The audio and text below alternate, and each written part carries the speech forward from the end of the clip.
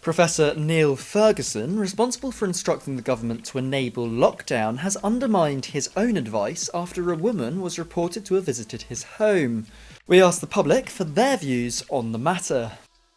Well, that's a fairly silly thing to do, isn't it?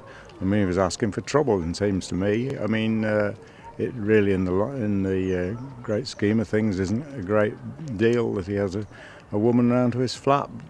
Well, I think it's pretty pathetic. They should lead by example. There's too many people not bothering, and if they see someone who's supposed to know better not doing it, they'll think, well, why should we? I think when senior advisors give advice, they should actually hear their own advice, and they have a duty of example, really. And it is hard to enforce, and it's hard to practice at an individual level, but they, more than anybody, have that duty to show by example. It obviously comes across as being very hypocritical, but I'm sure all of us do things hypocritically.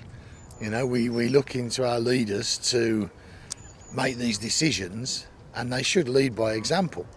But nearly every politician, and certainly every Prime Minister, always talks about religion and attend all these religious festivals, yet they're the people that are responsible for taking us to war. So it's a very difficult one.